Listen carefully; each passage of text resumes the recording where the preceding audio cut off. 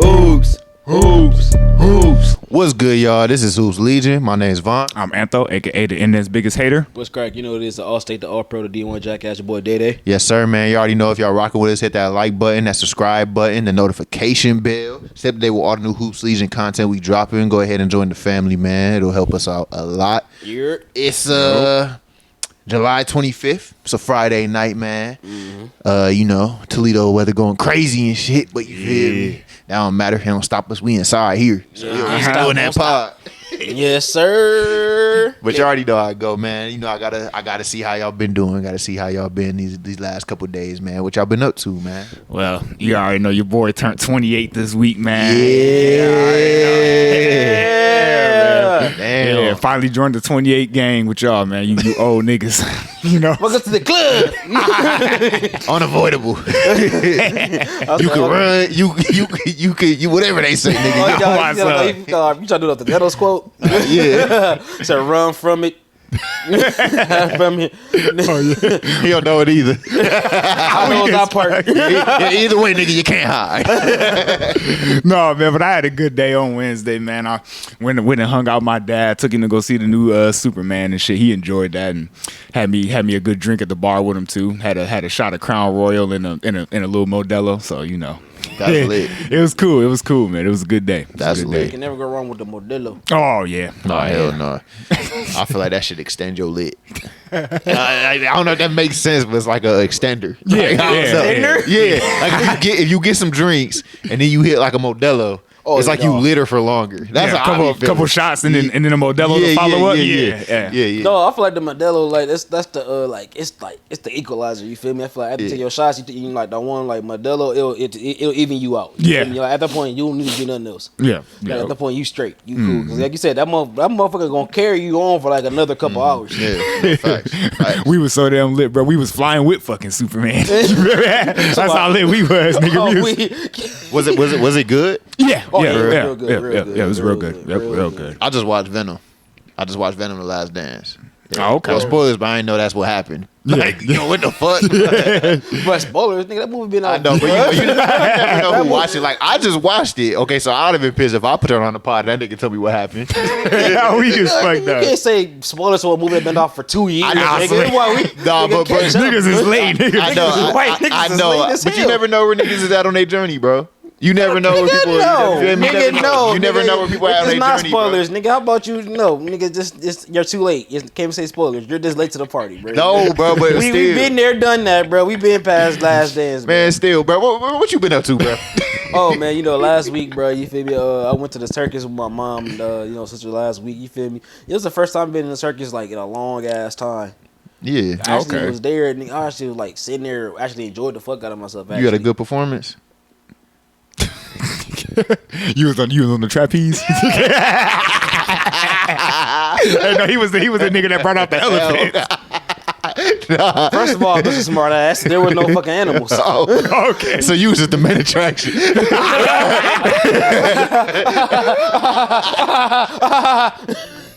Welcoming Day.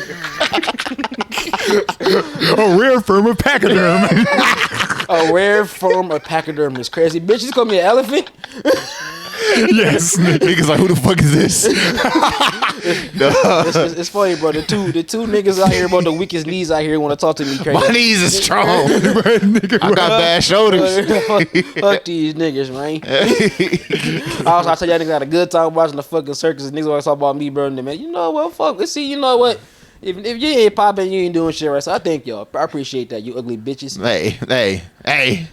I was just asking. I didn't know you wasn't in it. Man. I assumed you was in it. That's my fault. We assumed that you was in the circus. Hey, say, man. Hey, what you do, bro? Bro, I told you, I hacked my 3DS.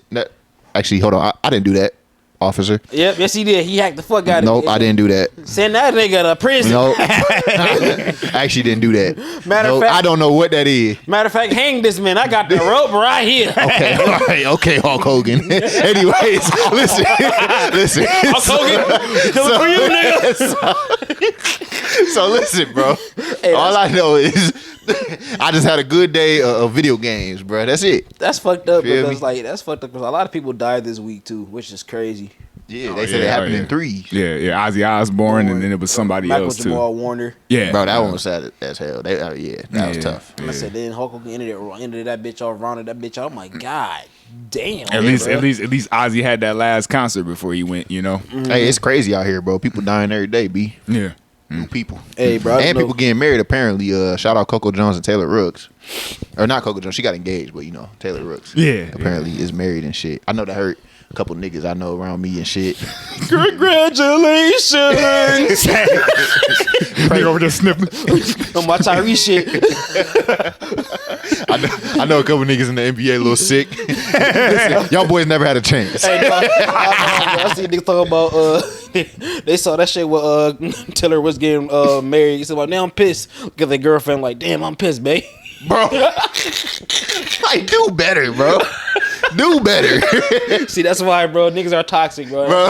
That's why we are detoxing today. You feel me?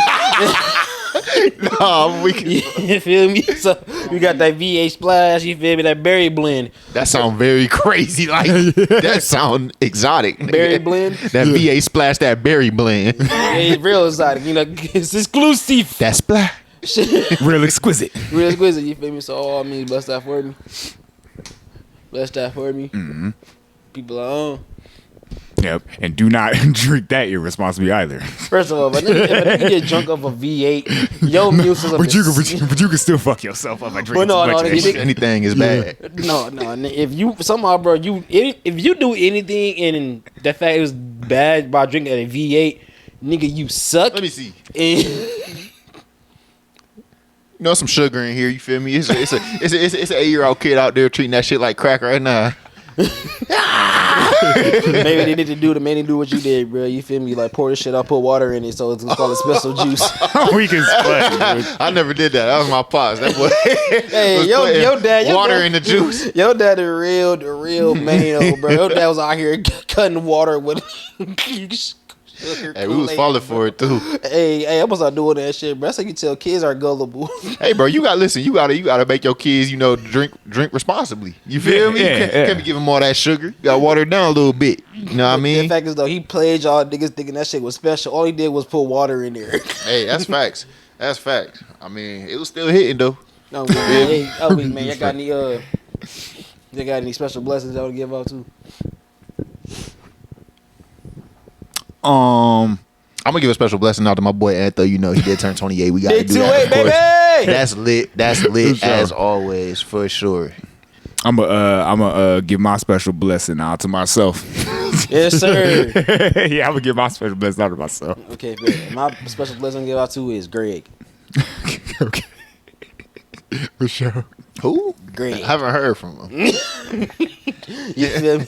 I said anybody who knows Greg, that is a solid guy. Yeah. Solid guy for sure. If you can find him. He like a rare Pokemon.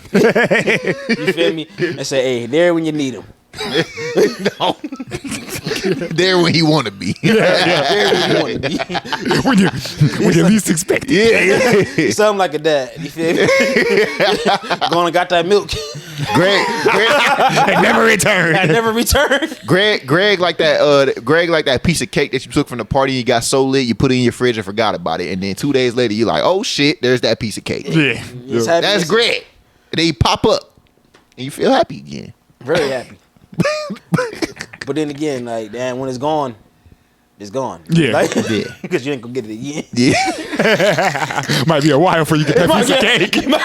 Yeah. Before you get another piece. Yeah. You ain't about to see that cake for a minute, nigga. They don't actually sell that shit in your city. That shit was exclusive. Yeah. That's fucked up. Anyways, We're sorry, Greg.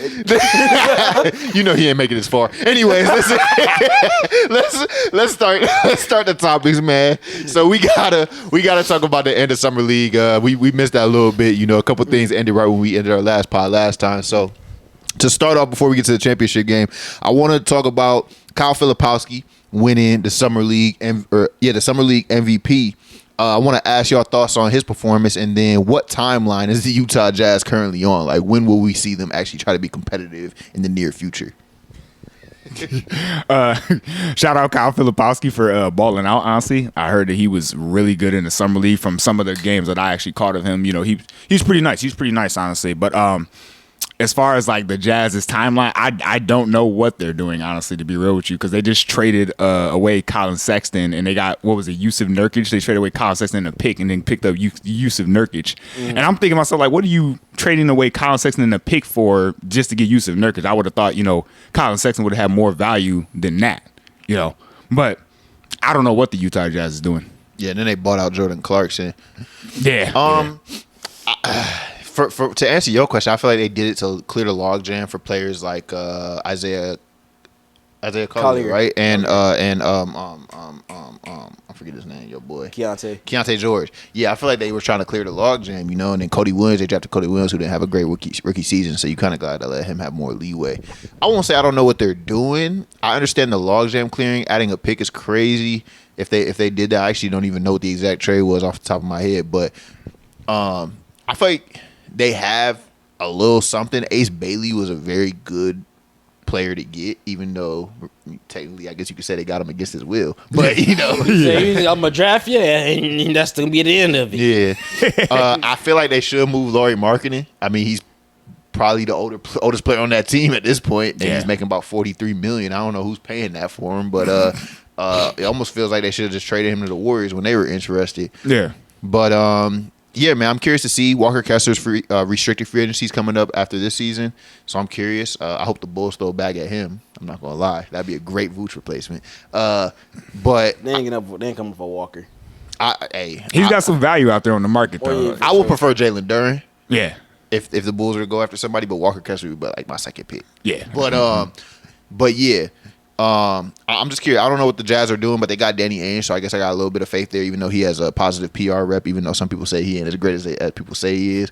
Yeah, as far as Kyle Filipowski, though, that dude was balling, bro. Like, he was literally balling. The way that he was playing puts faith in, like, where I'm like, okay, I definitely can move Lauri Markkanen, because then, like, I have faith. Like, I got Kyle Filipowski that can take that spot. Yeah. And, we can just go from there. So I know it's gonna be hard to move Lauri on $43 million. He hasn't been that healthy. Although the Jazz have purposely tanked and stuff like that. I mean, they had Walker Kessler out there shooting threes last season, so pretty unserious team. I don't know. The next time they probably compete, I say when they try to compete, 3 to 5 years.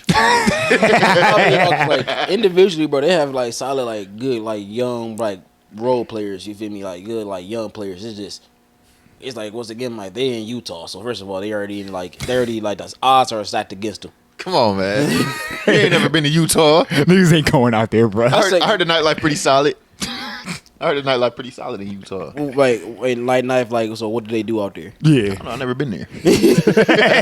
I just heard. From whom? It makes a lot of sense. Didn't get too much info. He ran off. I said it makes a lot of sense. The one nigga who like, I'm not surprised about the one nigga we hear the least amount about is the nigga who tell us about Utah. Hey, Greg, wait, before you leave, what is it about Utah though? He already gone. I'm gonna keep it real vague with you. This you gotta see. And then I haven't seen him since, nigga. But no, though, I feel like with the Jazz, bro, it's gonna be, I don't know, because it's like, once again, like the West is damn near top heavy as hell, for real, honestly. It's that they're like, if you're not the Thunder, the Nuggets, or like the Rockets, you damn near irrelevant. Yeah. One of the teams out Texas. Yeah. Yeah, because it's like, at this point, bro, nobody really competing like that. And like I said, like they're that's a young team, and like the fact they got rid of Colin Sexton, because it's like, okay, like I said, you think the West is top heavy? I feel like the East is top heavy. The West is still pretty deep to me, because there's like a little bit of teams where I'm like the Blazers, who we'll talk about later, where I'm like, no, they could do a little something maybe. Because I know, bro, like really what I wish to me is like, I feel like everybody got like major, like if you're not the top three, everybody has like major issues. Really? I don't know, man. I can see what you mean. I can see what you mean, though. But like, it's almost like a matter of just kind of like waiting for certain teams. Like, you feel me? Like you feel me? Look at the Mavs. Their biggest Achilles heel is Achilles heel. It's the Achilles. It's the Achilles. No, I'm playing. You feel me? That's why Klay Thompson got one man, so he can take her knees. Okay. Shout out Clay, bro. No, dog. Cause this, first of all, bro, I don't give a damn. Like, I love Cleveland Klay Thompson though. But God, as soon as that nigga have a bad shooting percentage, I'm a DM Meg. I'm like, this nigga Klay suck, and make sure, and Meg, make sure you show it to him too. All you gonna get is a money spread from Klay, and you gonna shut the fuck up. No, I'm not. You still went 0 for 4 from 3, nigga. Steph would never. Oh my god, that's cap. I'm weak as fuck. I'm a home guy. I'm gonna like, you gonna feel me in these? I'm weak. You gonna feel me? All right. Well. The other question I have about the summer league, man. Obviously the Hornets won the summer league championship. Oh my god. Hey, whoa. Hey, pop the champagne bottles. Nah, I'm actually playing. I'm not even gonna play audio for that shit. Listen, all I know is that splat. That VA splat. Niggas was popping VA splats in the locker room, nigga. How we get spiked, dude? Yeah, that shit was lit. My question is, Con Kneuppel was leading the way. That boy was balling. He shot a little, inefficient in that game, but niggas ain't really paying attention to that. It's summer league, right? So we just having fun. But overall, he looked like a very solid player.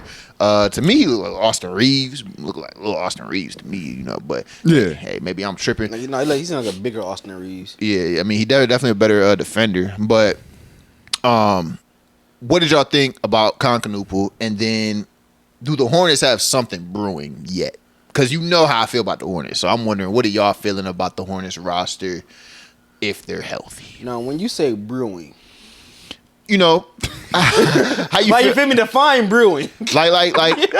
So I don't mean obviously don't mean championship team. I mean do they have a core here that you can see? Do they have something promising? Some young players, something that you feel like they can move forward with? Well, personally, bro, if you can't really say brewing if niggas ain't there. At this point, it's really it's like a very low simmer. They're kind of boiling a little bit, almost get in there. It's like you feel me, like you on the stove, bro. Like you turn the aisle up, and you trying to figure that good temperature to turn it up, like the fire too low. Yeah. That's what they're doing. I made sloppy joe last night. Put it on a simmer when it was done with the sauce in it. Yeah. Don't want Hornets. That's the Hornets. You feel me? Except the food was uncooked. If you talking about the Hornets, nigga simmered it too early. Because you feel me? Because the fact is, I'm like, bro. Because I'm like, I don't know what the hell the Hornets want to do. Because I don't feel like they can do shit, bro, with LaMelo being there. There's an interesting point that somebody brought up during the draft. That was almost like, yo, you should have just drafted Jeremiah Fears. Or Stephen A. Smith said it. He said they should have drafted Jeremiah Fears. And that's what he would have did, because you don't really know what LaMelo's future is. So if you do move off LaMelo, you have a point guard that can take his spot. Yeah. They went Con Kneuppel, which is still a good player. Clearly, they plan on keeping LaMelo. I'm worried about that aspect. I feel like there's going to be a point to where LaMelo's not going to be there, because I don't feel like they're going to compete. So, and part of that reason is what they brought up about the injuries and stuff. So, yeah, I don't know, man. I don't know what the hell they're doing. Y'all both know I'm not high on the Hornets, because what really set me off is when LaMelo played so good last season, just to not make All-Star team, and then it's just it comes down to the fact that your team is just underwhelming as hell. The whole team is underwhelming as hell. They have not put I feel like they have not put no serious pieces around them. No vets, no nothing like that. The team feels unserious. LaMelo seems unserious. He was in the same draft as Anthony Edwards. And look at what they put around him. I can't call him unserious, bro, for real, because I did see a little video, but all the vets did show up for all the rookies getting their contract, signing their contract and stuff like that. So I do like that aesthetic of it. Give a nigga a cookie. Huh?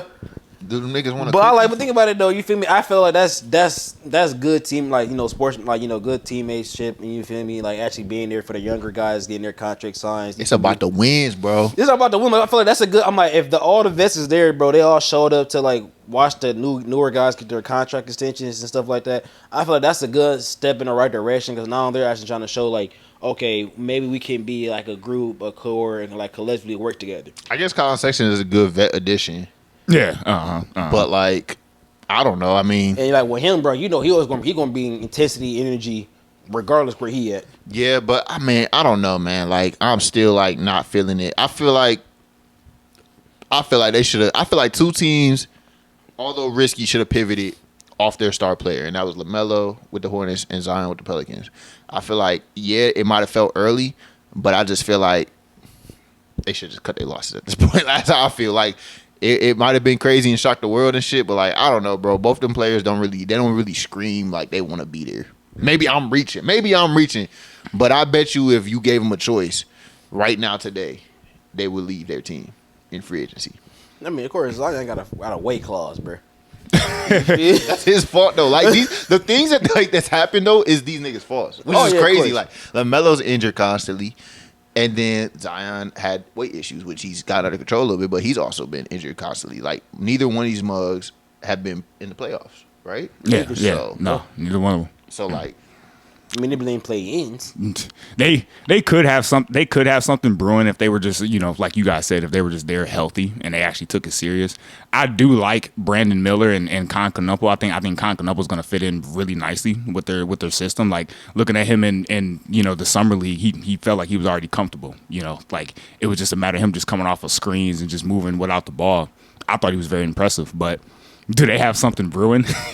It just all depends on LaMelo's availability. That's really what it is. And Brandon Miller's. And Brandon Miller. Yeah, and Brandon Miller. And they traded Mark Williams, so they obviously putting a lot on Musa Diabate, I believe his name is. So like, I don't know. Because it's like the East, like in like a couple of years, the East is gonna be kind of like retooled itself. Like Tatum would be back, and maybe the Bucks, maybe they didn't figure out what they're gonna do or something, and then Tyrese would be back also.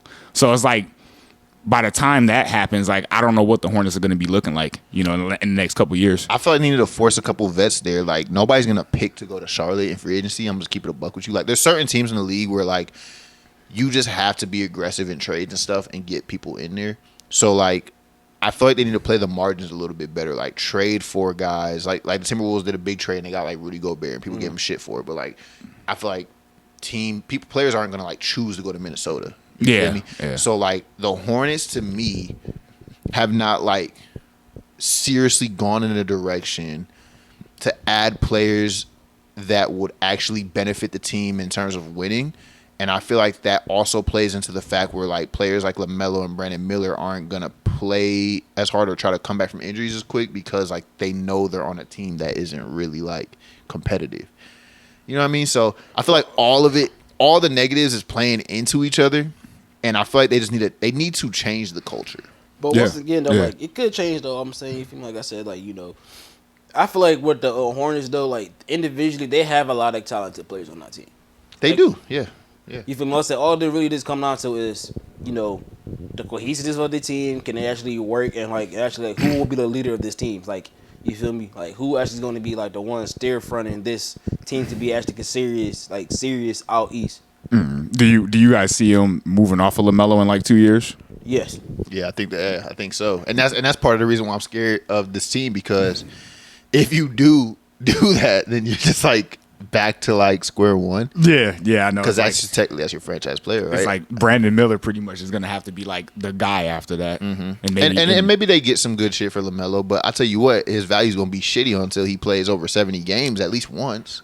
Yeah, damn. But I said though, like it's I mean, right now, bro, like the East is wide open. You feel me? People been saying that, but let's take a step back here, bro. The Celtics is still gonna be good, better than the Hornets. They are because they only miss a Tatum. They still have Brown, Derek White. That team is still pretty solid. Brown and Derek White, you're not scared of that. I know, but I'm talking about they better than the Hornets.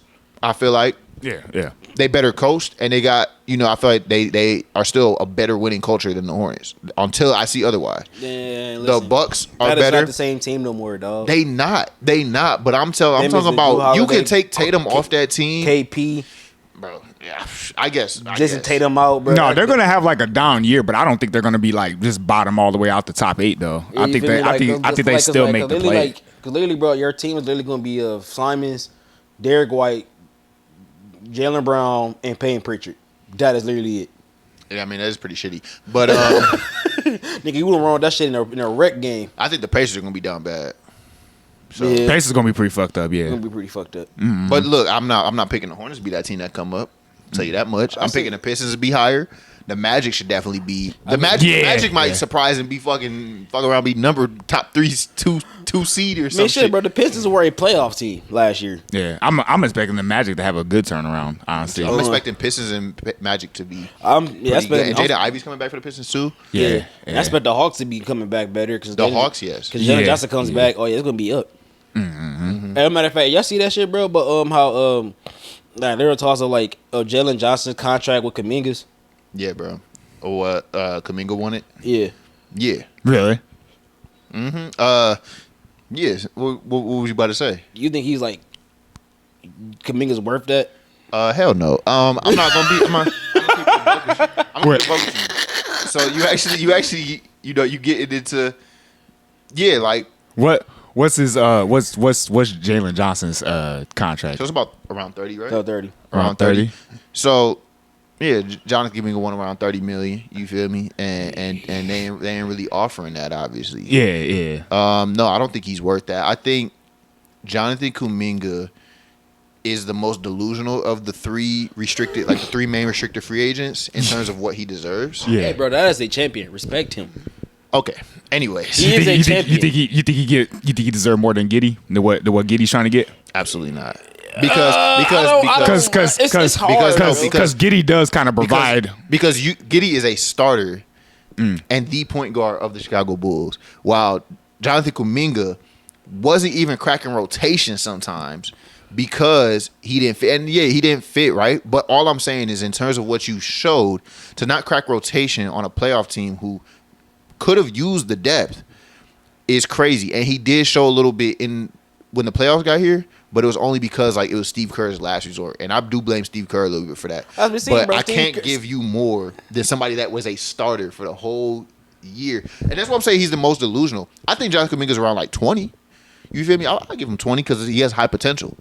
But I'm not giving you 30 if you was not a starter, bro. I need to see a little bit more. You feel me? Yeah, I feel it. Jalen Johnson is impactful as hell.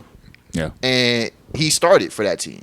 And they got worse when he went down. Mm-hmm. So, the Warriors brought in Butler to take the Kuminga position that essentially he should have had. So it's just I don't know. At this point, it's it just seems like the Warriors are just over Kuminga, to be real with you. They do, and I blame Steve Kerr a little bit. I'm not it's definitely his fault. Steve Kerr for real. Because Kuminga does have the potential and talent, and I'm not saying he could be worth $30 million by next season. Yeah, right. I just want to see a little bit more. I think if I'm a team giving you $30 million, there's definitely a little bit of work for all these restricted free agents. Yeah, even Giddey, even though I think Giddey's worth more, I mean, there's a little worry to give any of these guys $30 million because that's a big chunk of your money, and none of you guys have shown that you're. I mean, no, because I can't all-star. I can't say that, bro. Because Kuminga last year, bro, he actually was that man went on a tear of scoring 22 points straight for for 3 months. Mm-hmm. Yeah. He was getting minutes, months, bro. In perspective, though, but it's not. But think about it, bro. Think about it. I can't really fault him for his productivity, bro, because like you said, Steve Kerr. I ain't gonna lie to you, bro. I feel like Steve Kerr literally is an overrated ass coach, and I will die on that hill. Yeah. Because he showed me, bro, he doesn't know how to use proper all stars role players greatly. Mm-hmm. Honestly. Mm-hmm. But I would say with Kuminga, I would say he. I don't say the most illusional, but at the same time though, I feel it's really like this though. Are you paying for his upside, or are you paying for what he did? If you're giving him 30, then you're definitely paying for his upside because his play has not warranted 30. I mean, once again, bro, I feel he. Because at the end of the day, his play has not warranted 30. Everything you're saying are small sample sizes and potential, which I understand. Yeah. All I'm saying is that is a risk that teams will take if you're paying him 30. Hence why nobody has offered him 30, right? Nobody's offered any of these niggas 30. Not Cam Thomas, not Josh Giddey, not Kuminga. But nobody's offered these niggas 30. And even the team like Brooklyn, we're the only ones that actually have money to actually really even do some shit like that, and we don't even want to offer that shit. But I'm saying, and Cam Thomas might be the one. Don't say deserving. Huh? Don't say deserving. No, I was gonna say Cam Thomas might be the one that I would pay the least. Mm.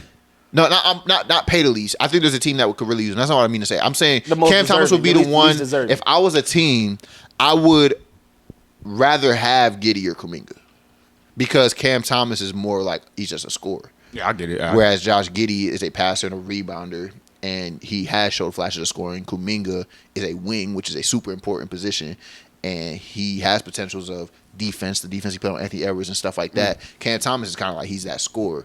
But Cam Thomas, I think, has more. He showcased shit, though. Oh yeah, more than like all of them really, in terms like of scoring. I mean, the dude's a bucket at the end of the day. Yeah, it's just like when it comes to Cam Thomas, he just doesn't come with a bunch of the skills that the other two do. That's how I kind of feel. Yeah, and then it's like his size is another thing that puts him at a disadvantage too. Because I said one thing, like I said, what Josh Giddey is though, like once again, he's the starter of Chicago Bulls, so like you would think he'll get paid first. But the thing is though, it's like, like it's like with him, it's like, what have you really done besides that 1 year? Once again though, we seen dudes get paid more of less of a sample size. And you got to even think like the Bulls have like a lot of depth at the guard position too. So like maybe that's another reason why they're like. But we don't have nobody like him. Yeah. But it's like you got what Kobe White, then you got Dosunmu, and then there's another guard. You guys got that. Trey Jones, the young guy. So it's like. But Trey Jones like 6 foot. Kobe and Io are both basically two guards. So, like, nobody's the level of passer or rebounder. The most underrated aspect of Josh Giddey's game is his rebounding. I mean, that's probably his best skill. I'm not going to lie. Like, his rebounding, he was having 16 rebound games. And, like, for a point guard to rebound and push the break like that, the way he played after they traded Zach LaVine was, like, amazing to me. Like, out of all these players, I think I would feel most comfortable about paying him. I'm not gonna lie, like, and I didn't even like the trade at first. So I think, and his is a small sample size too, which is why I wouldn't pay him 30, but I would not let that come in between me letting him walk. Like, I think if he really like, if he was like, yo, give me that 30 or I'm gone, nigga. I think he could push me to do it, right? But I would try my hardest. Like, we can talk about this. He wants 20, and the Bulls want to give him 20. He wants 30. Yeah. I don't see why we can't meet at 25. I don't see why we can't meet at 25. I said no, most likely though. Like I feel like what y'all situation is with the Bulls, I feel like y'all will come to a quicker decision than the other players will. I feel like he's the first domino that might fall. Yeah. Then if Kuminga, I feel like I don't know, because I feel like some team will want him though. For I feel like he will be. I feel like he will go good, like a good fit in Indiana. Kuminga. Yeah. So yeah. I mean, I had my question that piggybacks off of this. Like, do you guys think that free agency is kind of like dead as we know it? Because obviously Josh Giddey, Kuminga, Cam Thomas, you know, they're not getting any great deals. All these players want $30 million, and no team's offering that because there is no money out there. The only team with money, like you said, is the Nets. Yeah. And they're not trying to use their money for that. They're trying to save their money for the future. Yep. So, do you think it's dying? And do you think because that it's dying because player or teams are more conscious of using their cap space like that? So basically, you know, and then on top of that, to piggyback of what you said, the two teams that are interested in Jonathan Kuminga have been the Suns and Kings, while no other team but the Bulls have expressed interest in Josh Giddey. I see it's like that, bro. I just feel like, well, right now, the free agency pool right now is pretty low. You feel me? I feel like it's not a lot of stars out there in free agency. I also feel like a lot of dominoes haven't been moving, knocking down, because you feel me, like everybody who's been getting picked up are veteran players though. You feel me, like Chris Paul, Bradley Beal, Marcus Smart. You know, guys who have proven themselves, you know, actually vet players. So like the younger guys ain't really getting that much burn, getting that much look like that, because once again they haven't really done nothing, and if they have done something, it's small sample sizes. So I ain't gonna say like the free agency is dead right now because isn't it dead though? In kind of what you said, because you said there are no stars, but the reason why there are no stars is because teams are either trading ahead of time before they reach free agency, and that new team that gets them re-signs that player, or the team just keeps the player and re-signs it before they even reach free agency. Like I feel like teams aren't letting these players reach free agency. I feel like when they have like 1 year left on their contract, I feel like they go to the player and they're like, look, are you re-signing with us? If he's like, no, then he's like, all right, give me a list of teams that you want to go to. We're going to get you over there. Then they get traded, and then they just re-sign with that new team. Yeah. So I feel like that is the new, like, I feel like free agency in terms of like Bron, Melo, Bosh, like all them niggas that was like all in there. Melo wasn't in there, but you know what I mean? Like all them niggas that like came to free agency, big stars and shit. Yeah. I feel like that shit don't even, like, it's not going to happen no more. Like I feel like Muggs is trying to get their bags at this point. Like, they need that guarantee where it's like, yo, just trade me here. Because teams don't want to lose players for nothing no more. I feel like KD was probably the last straw for a lot of niggas. Like, oh, yeah. He just left and they got nothing. I feel like that was like teams' wake up call where they're like, "Yo, LeBron, KD, Bosh, Wade, all these people like they just leaving for nothing." Like, no, we're gonna trade you niggas before you leave and get something back. And I feel like that's the new free agency. But what was you about to say? Like that's my thinking. Though. I think that too. But at the same time, it's like I do feel like organizations right now though. I feel like they are trying to get back to where they are in control of how things are getting set in stone and so how things are going because. Like I said, but a player can play for like 1,000,000 years and they still won't get paid. Mm-hmm. Mm-hmm. I would definitely say like the free agency is definitely like dead right now, just specifically because it's like all these teams are trying to like make these moves to avoid that CBA. So like you were saying, like you don't get like. You don't just sign a player like a Mobley, like the caliber of Mobley, and then get like a rookie deal and still get him on a rookie deal like that. Like you don't get a lot of productivity out of those type of rookie contracts unless that player is really good, and that's what a lot of teams are trying to get. Like they're trying to be in that little sweet spot where it's like the player is very productive, but he's still young and still on that rookie deal. That's kind of how it is. So that's why I kind of see it like free agency is kind of like dead right now. No, I ain't gonna lie, bro. I think OKC kind of ruined it because like you feel me, like. Oh, like you feel me? This go back to like when Russ, Paul George, and Carmelo. You feel me? I feel like this domino effect started because of them. Mm-hmm. You feel me? Getting all them out of there. You feel me? This, they realize, hey, let's just drive real. Just know what? Let's trade all of our pieces away. Then eventually, hey, we'll find somebody, trade for him, pay him, then draft the next two couple players. Then after that, you know what? We ain't gotta sign nobody else. We could just go get somebody in the draft. Mm-hmm. Let me hit y'all with some quick hitters real quick though. The first thing I want to ask y'all, what do you think about the Nets only giving Cam Thomas 2 years, $28 million? So only $14 million per year. Is that a severe underpay? And should Cam just take that qualifying offer and become an unrestricted free agent after this year? Like, what would you do? I would take if I'm Cam, I'm taking that qualifying or fuck y'all niggas. Take it. That's an underpay. I'm sorry. That is. He's at least worth 20, bro. Like what the fuck? That boy is worth 25 on somebody's team. Yeah. So whose team? I don't know. Nobody has cap space, and that's why these teams can play hardball. But listen, if we talking about the player himself, yeah, he's worth 25 to somebody. 25. I don't know though, bro. You feel me? You're like they say, bro. You're worth what somebody's willing to pay. Nobody has. That's true. Nobody has the money though. But that's what I'm saying. You take that qualifying offer. You take that 1 year and you become an unrestricted free agent on a year that more teams might have cap space. Yeah. And then now you have more teams that are willing to offer you that. Because right now it's Nets or nothing, right? Yeah. It's Nets or nothing. So you the Nets, you like, well, nigga, nobody else is out there. So you either gonna take this or you gonna take that 1 year and bet on yourself. Yeah. But the thing is, you bet on yourself, you could hurt yourself, and now you worth nothing. I mean, but at the same time though, like, it really don't mean nothing because like what you said though, like when it comes unrestricted, like he can just go. We said bought out this year, get his money. So I'm like, basically what you're saying is basically, bro, get what you can get because right now, like you said, free agency is tough right now because like it's really hard to bet on yourself right now in the NBA. $14 million is only what, $5 million more than his qualifying offer. Yeah, you might as well just take the qualifying offer and then wait another year, and then teams should have more cap space. Yeah. Then that way you can go take meetings with teams and shit. It's crazy as hell because everybody been moving off their players quick as fuck so far, bro. Left to right, everybody's moving off the players. At CBA. My next quick hitter. Suns and Kings interested in Jonathan Kuminga. Which team would be better for him? Suns. Yeah, Suns. I think Suns too. Yeah, Suns. Which is crazy. But okay, third one. Josh Giddey frustrated by the Bulls for playing hardball. Who's going to win this game of chicken? Bulls offering $20 million, Giddey asking for $30 million, or will they meet in the middle? Honestly, I can see you guys caving in. Yeah, I see us caving in. I can see y'all caving in. I don't even see us meeting in the middle. I see us going like 27. I see like just to guarantee it, like probably not. I say like 28. Like, I mean, you traded Caruso straight up. Yeah. So like you lose Giddey, you basically lost Caruso for nothing. So, like who I think, bro. Imagine, okay, real quick. Imagine Giddey take the qualifying offer. This nigga ball out. Mm. He's definitely having suitors next year. Yeah, definitely. Nigga, somebody's gonna pay that nigga 30. Especially if he's playing like he was at the end of the season. All right. So Bulls, Warriors, and Nets. How important are these decisions for the future of the team? Who needs to keep their player the most? Quick here. That's my last one. Well, for sure, Bulls is number one.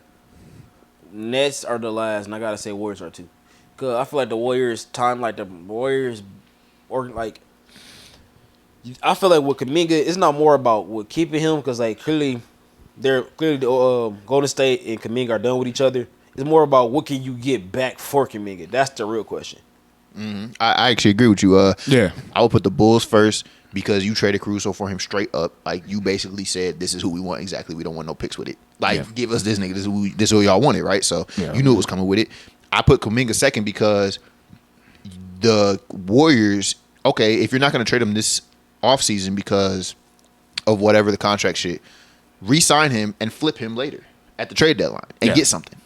Just re-sign him and flip him later. And then Cam Thomas, I put last because the Nets are literally like just such an open space right now. Like, if they keep him, they keep him. If they don't, they don't. I believe that's why they offered him $14 million. I don't really think they care if they lose him. Yeah, they don't really give a fuck. Yeah, I don't think they care if they lose him. I mean, you guys just drafted 5 players, and like Cam Thomas is like the most one dimensional out of all these guys. So it's and just like the fact is like 4 of them was like guards. Yeah.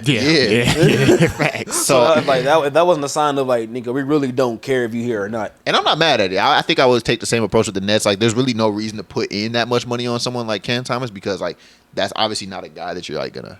I don't think that's a guy that you're gonna that's like win not with. the cornerstone, bro. That's your Payne Pritchard. How weak as fuck, essentially, dude. right? That's essentially your Payne. No Pritchard. disrespect though, but it's like where the Nets are at. Like, they have nobody on that team like superstar level. Cam Thomas would be great next to like a superstar or something. Yeah, of course. But like, there's no point in paying this nigga because like he's not gonna lead you to no promised land. Oh I'm God, just like gonna keep it a bug. Oh God, like he'll look cool over there in Orlando, honestly. But they got Desmond Bane now. So I really don't need him. But like, that would have been a cool little spark off the bench. I mean, yeah, the Pistons had a little quick rumor with him, but I don't really see the reason for it. They got Jaden Ivey coming back. Yeah, I said they really don't need it. So, I mean, well, they got rid of Tim Hardaway though, so now an extra like bucket getter wouldn't be too bad. Yeah, but who start? Jaden Ivey and Cam Thomas like both are worthy starters. So it's like I'm starting Jaden Ivey for sure. It's like I said, so then like Cam Thomas ain't taking that. Cam Thomas seems like he got a little ego. I don't think he taking no bench role. Yeah, I'm not gonna lie to you. I don't think he's taking no bench. You got to, bro. You undersized guard, bro. Look at Bones Highland, bro. Bones Highland hasn't. Bro, he's touched it. way better than Bones Highland though. I don't know, bro. Cam Thomas averaged what 24 per game. Yeah. He's way better than I Bones don't know, Highland. bro. Bones I Highland. feel like Bones Highland didn't get the respect. Like he ain't get like another like opportunity though. You feel me? Because he was behind so many niggas on the Clippers. Like it was just too many guards behind. Like he was behind. That would have been Cam Thomas too. But he's on the Clippers. He ain't got that much touch like that. Cam Thomas be good on the Rockets. Well, yeah. They got the defense around him. He would be a good addition to them. Would he be better than Jalen Green? He gonna get that bucket better, maybe. I don't know though, shit. Because Jalen Green talking about, hey, man, he say, we're going to Houston, I'm going to bust y'all ass, which I don't agree. Yeah. I don't think he's going to do that. No, and that shit's going to get pulled up when he has a fucking tour date game. Because they're going to pull that clip too. Because I'm like, they're going to pull this card bad. Well, you guys hear that Chris Paul went back to the Clippers, man. He re-signed with them, and it was a very like family-oriented decision, I heard, and everything like that. So what do you guys make of that decision? I like it. That was one of the teams I wanted him to go to, that or the Nuggets. The Nuggets was never really rumored for him, but that was just something we talked about in the last pod. But that'd have been great. I actually thought there was a report that Chris Paul was still looking for a starter position. I thought if he really wanted to win a championship, that wasn't the way to go. Any team that needs Chris Paul to start probably ain't serious at this point in his career. I'm no disrespect. I mean, the nigga old as hell. Bucks. Yeah. You know, the nigga old as hell, right? So if he really trying to get a chip, Clippers is a good choice for me. I think the Nuggets would have been the best choice for him, but Clippers makes sense. He was there before. Also, Bradley Beal talking about, I gave him my number. Like, nigga, it was never your number. Nigga, you were not part of the recruiting process. Like, first of all, CP3 been CP3. I'm not even like a Chris Paul fan, but like we gotta respect that. Let's be real. Also, bro. Secondly, he was there before you, nigga. He's played for this team. Like, number 3 was never yours. It was never yours. I do got a question. So, like, when you guys think of the Clippers, do you guys think of Chris Paul? Yeah, a little bit. Yeah. Him and low Blake. key. Him and Blake. Yeah, I was thinking about this the other day. I'm like, bro, honestly, he might be their like best player, like all time almost. You gotta give it to Blake a little bit though, but I mean, yeah, because he was drafted there technically, so I guess he kind of has. I feel like if you asked a true Clippers fan, they would say Blake. But in terms of like the NBA landscape, they were not a serious nobody looked at him until Chris Paul got there. So then it's like facts. If you take a step back, it really is Chris Paul. But I feel like if you ask like a Clippers fan that's been a Clippers fan forever, they would probably give the credit to Blake Griffin. I feel like because like you said, they drafted him and shit. Yeah, I could definitely see their point of view too. But yeah, I think the casual fan would take Chris Paul. Like I would say Chris Paul probably. I don't know. I'm taking Chris Paul. I don't mean the casual fan like a disrespect. I just mean like the person that's just like not a Clippers fan. Chris Paul. Yeah, because it's like when you were watching the league around like 2014, 2015, you saw the Clippers a lot. So it's like you would just look at Chris Paul and be like, yeah, he's the guy. Like bro, them niggas on 2K was OP. Yeah, exactly, OP bro. The lobs were unstoppable. I wish I was Lob King back then. What you about to say, Dede? I was about to say is like, hey, the funny about the Clippers, bro. Like, you feel me? They shouldn't be called the Clippers right now, bro. They should be called the IR team. Oh my god. The IR team. The IR team. Chris Paul, James Harden, Kawhi Leonard, Nicholas Batum, and Brook Lopez. That's the oldest team. Them niggas should be getting retirement checks, nigga. Yeah. Oh my god. Damn. We will never see a team constructed like this ever again. Like, How weak is I mean, they got a couple. You feel me? They got Zubac, you know. Yeah, The best part is like none of those niggas are really starting except Kawhi and Harden. Yeah, that's it. You know what I mean? And I'm like, you know what though? If I feel like if I was like, you feel me? If I was a Clipper fan, bro, you feel me? I can understand like the fact you bring Chris Paul in for James Harden. Like if James Harden like has one of those like, you know, James Harden type of like playoffs. Hey nigga, Chris Paul, Chris, get your ass in there. Yeah. James not doing it. Nah, he could give you a good couple solid games, honestly, if James fucking up. If James fucking up, fuck it. Yeah. Hey, I know, cause like, you know, then you got Good stabilizer. then you got then you feel me to say that. Then you got Bogey off the bench too, another shooter. You feel me? And I feel like I like the dynamic of where you have the down low presence of Zubac, but if you want to stretch the floor out a little bit, you can bring in Brook Lopez. Yep. Like they have some good like depth, like some good like, okay, this guy does this, but we can switch it out if we want shooting. Or if we want more defense, we can put this guy in here, Chris Dunn, Derrick Jones Jr. Like they got guys that can mix and match where like, okay, we can go more defense lineup, we can go more shooting lineup, we can go more playmaking lineup. Like they really have a lot of pieces. It just comes down to like, are you niggas gonna be healthy? Because you niggas are old. Once again though, like they got like Yeah, I once swear. again though, like you feel me? They got a lot of like you say like are interchangeable. You feel me? So like with the Clippers, On paper, looks nice. You feel me? On paper, like hey, it's like this, hey nigga, like it's always like hey, nigga, can you make it to 60 games in the regular season? That's really we asking you. Can they make it past 60 games during the whole regular season? That's the real question. If Ty Lue's really the coach that I think he is, he should use this depth really good, and he should not overplay people like Brook Lopez or Chris Paul. Let them be rested. By the time playoffs come, they're gonna be there. Yeah. You know, I feel like especially with Kawhi, they say Kawhi was training till the end of the playoffs to simulate, you know, playoff basketball for his body to be ready for that. So it all comes down to Kawhi the most. It comes down to Kawhi the most. That's what I like James to hear Harden's too. performance in the playoffs. Yeah. But That's all I'm really worried about, bro. But I think that with the depth they have, they should be able to insulate Chris Paul and all the other old fuddy-duddies they got on that team. You talking those fuddy duddies? Yeah. Merman Man and Barnacle Boy on the team. How weak is that? Yeah, they all the depth. They should be able to insulate, you know, the amount of time that they play and keep these guys relatively healthy. But the thing that pisses me off the Clippers is that I feel like they've had a good team on paper for years. Always. And it never pans out. You feel me? So But like, I feel like, but like now with them, bro, like they literally have a team of like full vets and guys who know what to do. you know, I'm not buying it. I'm not buying it because they had that too. That's the thing. But this is like the peers they had though. You feel me? it makes like, the most sense. It's like you feel me because like now everybody for sure like you feel me are like champions or playoff. Like have really a lot of playoff experience. Oh, and I forgot about Bill. They got Bill and Bradley Beal. yeah. You know? Yeah. We did forget about him. Yeah, like very, very solid team. But I would just feel like for me personally, bro, I would feel like to me it's like if you got Bradley Beal and James Harden there, bro, it's like to me it's like this. Do you force James Harden to be a pure point guard, or you have him still be James Harden? No. Starting, so. He just has to play pure point guard, just straight up. Yeah, I think that's honestly what he would want to do. Yeah, to be honest with you, because Bill, you know, he can catch and shoot and he can attack off the dribble, so he would definitely be playing the pure point guard. Harden, Bill, Kawhi, John Collins. Oh my God, Yeah, they really have a good team. team. They are stacked, bro. They are stacked. They really are stacked. But like, I wish we were. And I want to be. Hey, and shout I out wanna, to we got Marcus Smart, nigga. Bro. If we can get Jrue Holiday next, why would you get Jrue Holiday? cause bro, we have 2 pit bulls, But he just got traded to the Blazers. but we can still go get him. No, you can't. Wait. Like, what do you guys think about the Marcus Smart move then? In general, like I love how much of a needle mover do you think it really is? It's a big needle mover actually, I think it's all right. cause like I think he's a good fit next to Luka, but it ain't no.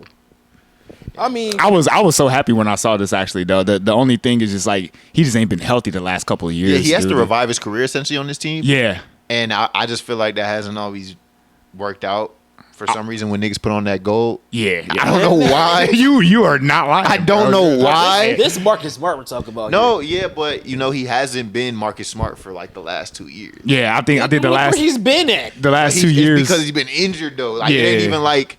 What do you mean? He's been on the Grizzlies before that. He got traded. He just got traded. He just got traded to the Wizards, bro. He just got traded to the Wizards. like the first season. The first season, I think he arrived at the Grizzlies. He only played like 15 Yeah, the games. Grizzlies. It was like 10 games or something like that. Damn Grizzlies, bro. Bro, but that was still a team that was trying to compete. So you talking about where he been at? Like he was on the Hornets. No, he was trying on to compete. They wasn't competing against nobody. Nigga, they never made it the first round. Bro, So what's Marcus really- Smart what's wasn't really even. competing? Bro, Marcus Smart wasn't even healthy though. Like that's my point. He wasn't even there to compete, nigga. That's the problem. I will say this. I'll say this though. Yeah, you're right. The Lakers at least picked up a point of attack They did. defender. So I'm like, I was looking at this. I said, okay, cool. At least you guys got a guy that's like, hey, we're gonna put you on this guard right here if he's going off or whatever. So they got an answer for people like that. Once again, another great move on paper.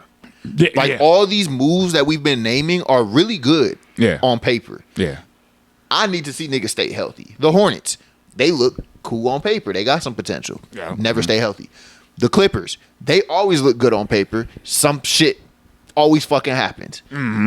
The Lakers, Marcus Smart, point of attack defender, just what you need next to Luka. Great pickup. In like Marcus Smart is exactly what you need in terms of what Marcus Smart has been for majority of his career. But the last couple years, he has not been it. On paper, it looks like a good pickup, but I still need to see, right? But I do like it. Personally, though, I'm just saying, bro. Like, I like it. You feel me? I'm motherfucker gonna give me a Marcus Smart jersey. Oh my goodness. Cause like, hey, no, don't do that. Cause I've always been a Marcus Smart fan. Always been a Marcus Smart fan. Facts. You feel me? Now the fact he's wearing purple and gold, some of that ugly ass white and green over there like he used to wear. You feel me? So the fact that nigga, let's get Robert Williams next. I heard be you guys good. were in rumor to get him too. I say, and it's definitely up, Man, I wish we would get that nigga. bro. I don't know what it is, bro. Why nobody don't come to Chicago? What you mean? Like I don't feel like nobody wants to sign there. Like y'all don't have like nobody really eyeing Chicago. Like You saying like niggas just don't walk to like Chicago? yeah, like you feel me? Like no But big. why would we sign niggas like Marcus Smart? Not Marcus Smart, but saying though, like no big splash names. Jonathan Kuminga's top choice was us. Did you know? You probably didn't know that, but his top choice was Chicago. And we told them niggas no. They said they focus on Josh Giddey. Niggas, bro, we not gonna get niggas like Marcus Smart and stuff like that because like those vets don't match our timeline. Like our team is basically all under 25. No, I'm talking about like big splash name players. You feel me? Bro, Like we just talked about free agency. Been asked. Oh, you talking about like the big player in free agency, kind of like But Butler who- going to Miami, something like that. But Right? who the fuck has been in free agency since that? No, I get what you're saying. I get what you're saying. We got DeMar, But- like we got DeMar, we got Caruso. Like those were our last Lonzo. Those are our last splashes, and those were good splashes before all that shit. But what he's trying to say is he's saying like a big superstar. Yeah, but like big I get superstar, what you're you saying. feel Like me? there ain't really been no big superstars. It's just been open and like DeMar was He's been a couple. DeMar was really fucking good for us, bro. yeah. He's been one of the he best was. free agents in the last couple years that actually dig got that. to free agency. I can dig him that. and Caruso. So honestly, we did, but. Yeah, in history we haven't. We didn't get Carmelo. We didn't get LeBron. We didn't get those niggas, right? Yeah, But yeah. I feel like free agency has died, and then on top of that, our biggest free agency splash ever was probably DeMar and Caruso. Honestly. Yeah. Now that I'm like really thinking about Maybe that, yeah. Paul Gasol. He was kind of over the hill by then, but he was good for us. Paul was still cool in Chicago. Carlos Boozer. Like those are probably our best like free agency pickups ever. First of all, I But think DeMar is probably the best free agency pickup we've ever had. But yeah, bro. What were we talking about? We're talking about the Marcus Smart shit. That was what got us on this whole subject. though. yeah. Yeah, that's what got us on this whole subject. Well. He brought up Jrue Holiday, so I actually wanted to ask because he think they would get Jrue Holiday. He's not. Jrue Holiday looked like he's settling in after the reports that he initially was kind of pissed about it. Jrue Holiday, Damian Lillard said Jrue Holiday recruited him to the Blazers. So, what do y'all think about that? And how good do you think the Blazers can be in the coming years as Dame works his way back to form? Because obviously Dame's not going to play this season, but they got some young players on there and stuff like that who really showed great performances towards the end of the season, like Denny Avdija, Tumani Kamara. Obviously, Scoot Henderson had a couple good games. Shaden Sharp, and then they got Robert Williams. They got Donovan Clingan. They just drafted Hanson Yang, who looked really good in summer league. So Asian dude, yeah. Yeah. So like, what do y'all think about them in the coming years? Like now that they've said that they are trying to be more competitive now. I said once again, like you feel me? They all just got. Hey, hold on. Is Jerome Grant still there? Jerome Grant, yeah. Mm-hmm. Bro, he need to fuck around, go somewhere, and go play for a contender, bro. 'Cause this is not matching his timeline, bro. Like, he need to go somewhere where he actually go out and do shit. He might like Portland. Yeah, I think it's reported what he is. He ain't trying to. He's had the opportunity to go to a contender, and he turned it down because he liked be able to get shots in Portland. Oh, okay, yeah, well, but them shots have been leaving because they've been adding people. So, but I agree though. They should get him out of there. But that man made like what $35 million. Yeah, ain't nobody trading for that. I'm not gonna lie to you. He's not that good.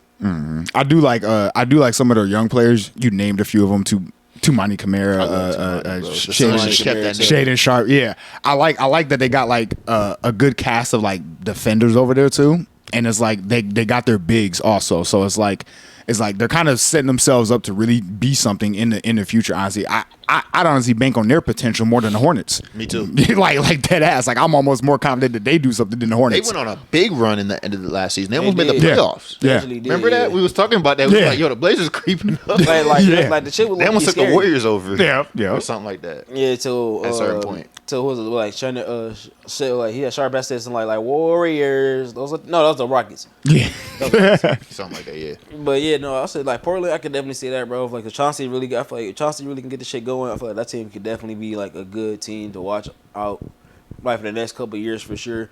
But I still can say a long time for it because like if I was to lean to like the younger teams that's coming up that can do something in the West, I'm still gonna take the Utah Jazz over them because I feel like they're the team.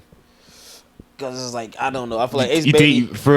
I don't know though. The Jazz have been at the bottom, bro. I was gonna say the Jazz just seemed more directionless than Portland. I don't know though. Where you feel they seem like they purposely lose. I mean, you had Kessler out there shooting threes. They got fined for tanking like 3 times last season. Those niggas are not even like they're not trying, bro. You picking a team that got fined 3 times for tanking? Hey, shit. I say crazier things have happened, man. Crazy things has happened. That Damian Lillard thing is I guess a nice pickup. It's still a little questionable. I got to see what it looks like for real. Because $40 million, bro, that's crazy. It's over 3 years, so it's really not that bad. It's only what like $15 million a year. Yeah, for Dame. $15 million a year for Dame is really cheap. That is really cheap. That's Damian Lillard. No, give that nigga a vet min. No, he don't deserve a vet min. Yes, he does. No, he's not Marcus Smart. He's not Marcus Smart. That nigga, bro, he's coming in off a half a leg. You feel me? He's about to be 40 years old, and he's a small guard. He is not about to be the same Damian Lillard that we know of old.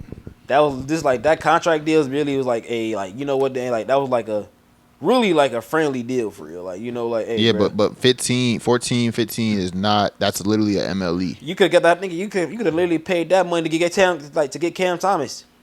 He'll be. He's here. not accepting that. Like you realize if he takes that, the Nets will just match it. He's a restricted free agent. So if he took that, them niggas would just match it. He would never take that. I mean, shit. If they want to get like a bucket, out of this, Cam Thomas, and then they must not be the though. I'm just talking hypotheticals. Nigga, they don't have the money for that. I'm thinking hypotheticals. Here. Yeah. Well, we don't live in that. Yes, we do. No, we don't live in hypotheticals. No, because that's the money. You still need the money. Hypotheticals happen in a lot of things, bro. Hypotheticals turn into true statements. Miles Turner. Yep. But still, that was such a rare thing. But like, I get it. Like, I don't see how. I think I'm not gonna. I don't want to get on your ass specifically. But I think there's a lot of niggas like Day who have not updated their like the NBA's financials as the cap has raised. Yeah. I feel like money has gone up in every aspect. Where like $18 million, like Patrick Williams makes, ass as fuck to pay Patrick Williams. Yeah. But it's not a lot of money in terms of today's NBA. $18 million in 2011, that's a shit ton of money. $18 million in 2025, since the cap is raised, the cap raises every year. So really, when you put things in perspective, when you start looking at cap in terms of percentage, which I actually think we need to switch to percentages, because I think percentages will make people like understand a little bit better instead of being like, oh shit, 18 million. When it's like, yeah, bro, 18 million was a lot in 2011. Like 18 million is like jack dog shit in 2025. That's basically like a MLE. Yeah.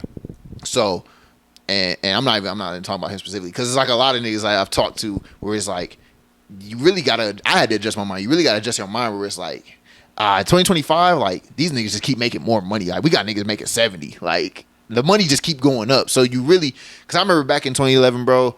I would be freaking out about a nigga making 10. Yeah. Now it's like 10 is like a damn near vet minimum, bro. Like good, bro. Getting good. Hey, the market change. The market do change, man. But a lot of niggas gotta update that because like Dame really's on a MLE, and I said before, like I feel like he could possibly, and with the no trade clause, I feel like he could possibly force himself out if he wanted to, and I think they would honor it, which is why they gave him the no trade clause because he can control where he wants to go next. So I don't think it's a bad deal, especially if he is a 6-man. I feel like Dame could be a 6-man. Like he had this injury, he is old as hell, but if Chris Paul can make it this long, Dame with his shooting and never been that known as a defender, I think he can be valuable to a team as a 6-man. You can't. No. I'm taking Chris Paul value way higher than Dame's value, bro. Honestly. Like right now. Today? Right now. Fully healthy right now. I mean, no. I'm talking about like overall. Like, okay, yeah. Like okay. you feel me? Like if I was to pick who have a harder decline between Chris Paul and Dame, I say it's gonna be Dame. I don't think so. I think so. I think Chris Paul's already declined. No, I mean Dame has been declined, but it's not been the same. You feel me? He's still 20 points per game scorer though, and he wasn't the same. He hated Milwaukee. He's back comfortable. Yeah, I mean his decline's not as bad as what Chris Paul is looking at the end of his tenures. I mean, Chris Paul just old as hell. Yeah. He's got Dame by like 3 or 4, maybe even more. Yeah, like 4 years maybe. But I'm saying, you feel me? Ain't that much of a damn decline, shit. I mean, Chris Paul's still being sought out. You feel me? Like sought after. Well, so is Dame though. I ain't gonna lie. A lot of teams look out for Dame too. Okay. A lot of teams wanted Dame. A lot of teams want their name. You feel me? But it's not to me. It's more of like it's like I don't know. I'd rather like if Dame can't really give you like the scoring output, at least Chris Paul can at least give you like a good 10 assists off the bench. I feel like Dame will be able to give you the scoring output though. I feel like that's the one thing you would expect from him if you signed him. Yeah. But I mean, I get it. It depends on the team. But I do have faith in Dame being a 6-man. Like that's all I'm asking for him. I'm not asking him to be that all-star starter no more. And I don't think he'll average 20 ever again. I don't think that. I just think if he can give you 14, 15 points off the bench, I think he's capable of that. Agreed. I wanted to play a game with you guys. I wanted to play. Pause. I wanted to do an activity with you guys. How about that? Is that better? He was reaching. Anyway, keep 3, cut 5. Central teams only. And for those at home that don't know, the central teams that I'm going to name is going to be Cleveland Cavaliers, Indiana Pacers, Milwaukee Bucks, Detroit Pistons, and the Bulls. And this is going to be big men. So think about those teams and think about, big men from those teams. Yeah, boy, I know who to put at last, nigga. Hey, are we playing together or like? Yeah, So I'm gonna name off a player, and you guys tell me if you're gonna keep that guy or cut him. So it's keep 3, cut 5. So if you choose to cut the first 5 players, then that means you're keeping the last 3, vice versa. That's how that's how it works. Cut. So we're gonna start. So keep 3, cut 5. Okay. Yep. Okay. First name on this list is your boy Carlos Boozer. Oh, from all time. Yeah, all time. Yeah, all time. So it's power forwards and center. So how many spots we got? So there's 5. No, 5 spots. No. It's I'm naming total 8 people. All right, people. and you guys are gonna either keep 3 and cut 5. And this is like through teams history, like franchise history. Yep. But it's only gonna be the Central Eastern team. So it's only gonna consist of Cavs, Indiana Pacers, Bucks, Detroit, and Chicago. So I'll be naming players from those teams. Good question. Does this player has to be like when they say overall? Does this mean like the time they played for that team? Yes. At their best for when they Yeah. At their best when they play for that team. Best when they played with that team. Yeah. Okay. Yeah. Because like I'm saying, like nigga would have said Shaq. I'm like, because he did play for Cleveland. But I'm like, no. So I'm like, how we can spike? You go ahead and cut that. Yeah. So I'm like, but I'm gonna say right now, Carlos Boozer. Cut. Yeah. So cut. Carlos Boozer the first one. I'm cut. He was better. He was better off in Utah actually. Yeah. Okay. All right. Second name, Andre Drummond. Ooh, I might. Detroit was his best. That was the best Andre Drummond. Wait, let me think. We gotta think of past bigs. He can go current crazy. bigs. He can go crazy with the Pistons. You gotta go past bigs, current bigs. He can go kind of crazy with the Bulls past bigs. You got Artis Yeah, Gilmore. you got Indiana too. And you got Cavs- Milwaukee. And you got Milwaukee. Milwaukee, he has Giannis. He has Kareem. Oh yeah. The Pacers didn't really have no big. I'll cut. I put no. I don't know, man. You stay? I'll You gonna keep? Put him at 5th for real. No, you gonna get 3. Oh, we only get 3. You Oh cut yeah, 5. yeah. Oh yeah. Okay, you yeah. right, So you like, you guys get 5 yeah, cuts. you right. Okay, 3 we keeps. cut that nigga. Yeah, we cut Andre Drummond. Okay, all right. Next player up is Kareem Abdul-Jabbar. Keep. That's what I call him. I call somebody. I call someone. No. All right, next player up, Evan Mobley. That's what 4. No. It's a total of 8. So we already have 4. I'm cutting that. We actually have 4 people already. Oh, what you He mean? says he's gonna name 8 players, and Oh, okay. Yeah. It's a little confusing. Fuck. and we already have 4 already. I'm actually cutting. Cutting? We You agree? You agree with him? Cause I fake. This nigga say You can take it over. Because this nigga say Miles Turner would be pissed. Yeah. I'll give you the final decision if you want. I'm not We'll mad at it. cut. Cut. Okay. All right. Ben Wallace. See, yeah. Keep. Okay. That's 5. Yeah. So there's 3 more to come. This is gonna be tough. Ooh, this is gonna be so fucking ugly. I know. Giannis Antetokounmpo. Keep. Gotta keep. All right, so who these last 2? that is 3 keeps. So my boys cut my boy Carlos Boozer right on out. Andre Drummond is another cut. They decided to keep Kareem Abdul-Jabbar. They cut Evan Mobley. Yes. They kept Ben Wallace. Yes. And they kept Giannis. Yes. That sounds So good. the last 2 are Anderson Varejao Okay. and Miles Turner. Yes. We ate that. We ate that for sure. Perfect list. We did really good. We did really fucking good on that. Yeah, fuck you, Antho. Should have fucked us up with that one. Yeah, we really played that perfectly. It was so perfect because I'm like, dude, I wonder if they're gonna actually keep Evan Mobley or not. Because I'm like, because he was almost so that. He was almost so decision. It could have fucked us up. He went cut. He was like, you know what? But I thought about it though. I'm like, hold on. I'm like, Central like division, bro, like past bigs. I'm like, ain't that too many? It's a couple in there, but ain't that too many like that? You feel me? Like, somebody said, yeah, Ben Wallace. Yeah, that was good. I was thinking of Ben Wallace. I thought he was gonna name him, and you brought up he was gonna name Kareem. Yeah, bro.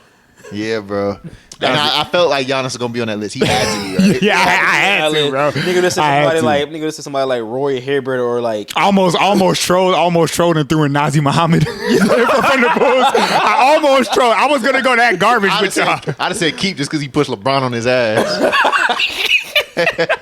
I thought you was gonna go like Artis Gilmore too. I ain't gonna lie. Honestly, I thought about throwing him in there. Honestly, Artis Gilmore. honestly, it was so many to pick from. I was like, wow. Honestly, bro, I'm surprised. Like, damn, that's tough. Nigga. That's why you do Horace Grant. Hey, who got the worst bigs out of Central in history? Central? Is it probably the Pacers? Yeah, it's probably the Pacers because when I was looking through there, no, they got a couple. No, because they got Roy Hibbert, they got they had Al Jefferson, but he was ass at that time. Best bigs in history is better than any of these other teams. The Cavs had Kevin Love though, and that's better than anything the Pacers had, right? I mean the Pacers got Siakam, right? Yeah, he did. So yeah, I could have threw him on this list because I did power forwards and centers, but Cavs and Pacers kind of both. Cavs and Pacers, KK, yeah, the greatest centers. Right? They had fucking Zadrunas Ilgauskas at that 1 year and shit with LeBron. Yeah, it might be. So really, to me, it comes down between Kevin Love or Pascal. Low key. I'm leaning towards Pascal. Low key.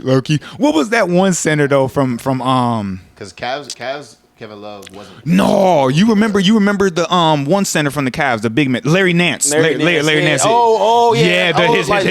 His father. His father. No, that's a Cavs legend. Yeah. Cavs got a lot of like good guys. Yeah. Man, I should did 2 of these. So you can still can if you want to, but you gotta make. You can't make that shit up on the spot. You don't got to, because I got some other topics for us. Okay, all right, go ahead. I actually want to bring up, because Anthony brought this to my attention. So Fred VanVleet became the NBPA president. What y'all think about him taking over, since everybody says that CJ McCollum was a terrorist? And yeah, I heard that. What changes do you think the NBA could use? Bro, I heard CJ McCollum was ass at that shit. Why CJ McCollum was on there talking about the new CBA like fucking players up and shit like that, and them niggas was in the comments like, my brother, you made the sandwich. I swear, it's like nigga, this stems from you. This is you. You caused it. Hey, this sandwich ass, nigga, you made it. Niggas talking like, why niggas seem like I did it? I'm weak as fuck though. It's like I like the friend Vanvleet picking because like you feel me, he does he's a well-rounded type of guy. I would feel like you definitely seem like he's more in tune like with the players and like with organizations and stuff like that. Like you see, bro, you have their boxing with Ime. You feel me? So I do like that, and I don't know so much on like the rules to be changed and shit. Yeah, if you just had any ideas, maybe. Yeah. So I'm actually expressing my idea that I expressed to y'all earlier. I think that with all of this talk about should teams, our teams being forced to get rid of the players that they drafted because they have to pay them max contracts and stuff. Just like how we saw the Thunder just pay 3 high-level max contracts to keep their team together. Yeah. It's going to limit their building a little bit more. I have a theory that I think that every team should be awarded 2 slots to give a max contract. It has to be a max contract to a player that was originally drafted by that team only. So you can't do this for any free agents or anything like that. It has to be a player that you originally drafted. You get 2 slots that don't count against your cap. So they have to be max contract, and they have to be players that you drafted. So let's say if it happened for the Thunder could put Shea and J-Dub in that. So those 2 players, the owners are paying them out of pocket. Yeah. But it won't kind of count against their cap and restrict them from getting players. I feel like that would reward teams to like build. Maybe it's just one. Maybe you just give them 1 slot. Maybe you just do that for Shea. Okay, and then they have to decide if they want to. 1 probably makes more sense. 2 is probably too much. Then because then teams could really stack the fuck out of they'd have a lot of money. So let's just say they just do that for 1 player. You can put 1 player in that slot, like Shea, and he doesn't count against the cap. Yeah, the owner's paying him, but it's gonna. So basically, the teams are gonna have to decide like it's really gonna come down to like, is your owner cheap? Because your owner can pay this. It's not gonna count against his cap. So he can pay Shea, and he can still keep his team together and stuff like that. I feel like if they did that, that would promote more, like continuity. How you say that word? Like it would keep teams together instead of teams feeling like they have to break up. Yeah, instead of teams feeling like they have to break up something just because of the money, even though they drafted perfect. You know what I mean? Because like nobody wants to see a team like the Thunder have to break apart because like they can't afford it or they're a second apron team now. It restricts them and shit. So what means like if the owners do that, so like would the like aprons still stay the same or like will it go up or go down?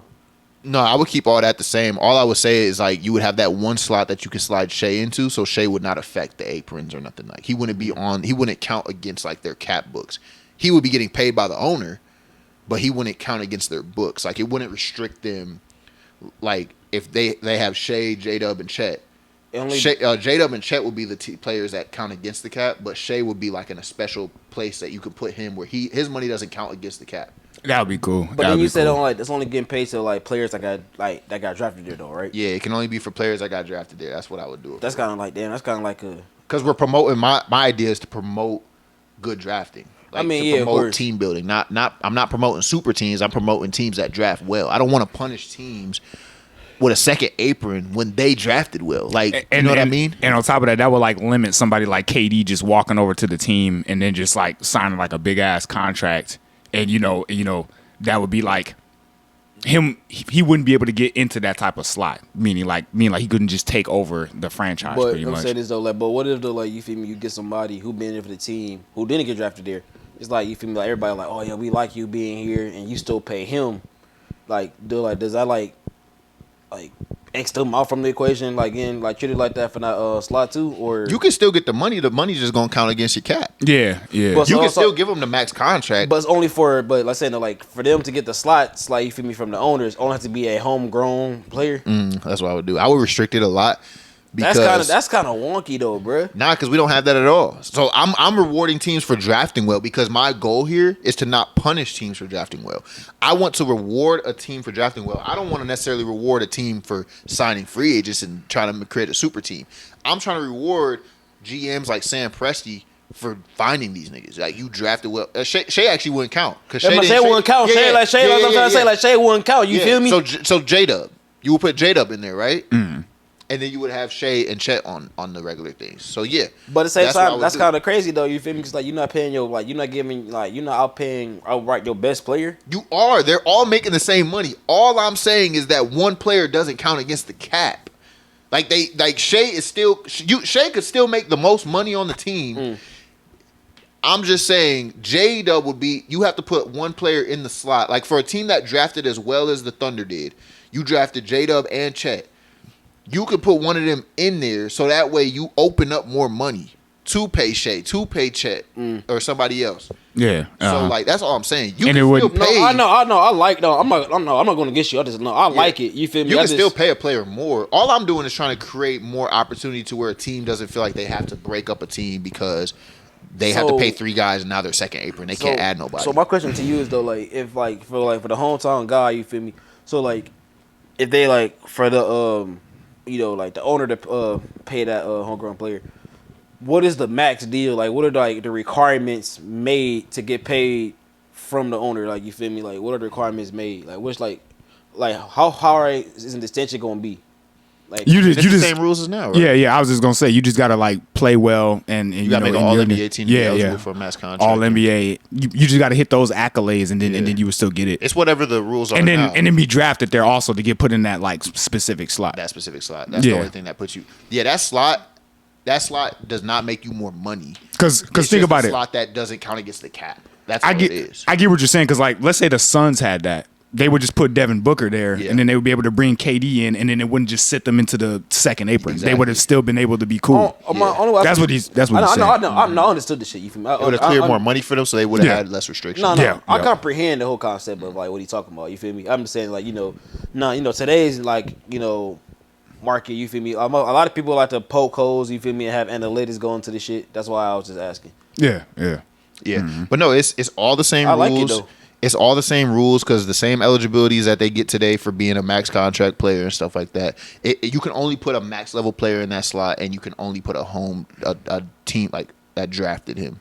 Mm-hmm. Like, he's played for no other team. Like, I'm not talking about draft night trades. I'm talking about like, he could have been a draft night trade, but like I'm saying, he's only played for that team. Yeah, okay, I get it. Mm-hmm. I'm saying though, like, okay. I'm saying like, there's always, for me, there's always, shit going with like these contract deals and shit. Like, that's always asking you. Yeah, mm-hmm. I just hate to see when a young team that like Sam Presti drafted well. I mean, obviously they didn't break it up, but they could be a second apron team one day, and maybe that team has to break it up because they can't sign free agents now because they drafted well. Like, that seems kind of fucked up. Like, like one of the best GM front offices in the league, and you're gonna punish them because they were smarter. And they found J-Dub late in the draft, and they traded for Shea when he wasn't an MVP caliber player yet. Yeah. Like, you're going to punish them for that? I feel like they should be rewarded for building homegrown. You know what I mean? I don't want to see homegrown broken up. Now, if it's a free agent, like just a stacked team or something, like, yeah, fuck them niggas. Like, you know what I mean? Yeah. We can say, hey, bro, that's actually what D-Wade said. No. What did he say? Before the injuries, bro, he was damn near Michael Jordan. I didn't see that. You sure that he said that shit? Yeah, he said that shit. I can see what you mean because he was stupid athletic, like he was stupid athletic. Like, I'm talking about like rising up and dunking on centers like it was nothing. Crazy finishes in the lane. I definitely see what he mean from an athletic standpoint. He damn near was on the same level as Jordan when it comes from an athletic standpoint, but not like overall skill though. Cause like I felt that though. I'm like, that is kind of true though. I'm like, before the injuries, I'm like, D-Wade was that motherfucker. You feel me? Like, yeah. Like, there was literally nobody stopping him from getting to the rim. Like, nobody. And the fact is, like, you feel me, like, he wasn't the best shooter, but goddamn it, shit, he gets to the rim quick, play high level defense. You feel me? Mm-hmm. You feel me? That's one of the best like blockings. Like, wasn't like the most blocks from a guard? Yeah. He's got like the most blocks for a guard that's under the height of I think like 6'5" or something. Yeah, like yeah. You feel me? I think he's right in front of Jordan, right? Probably, yeah. I would assume so. And actually, I ain't gonna lie to you, bro. I sat back and like looked at that Bleacher Report like list again. Yeah, and I'm trying to figure out, bro. Like, how are they judging this?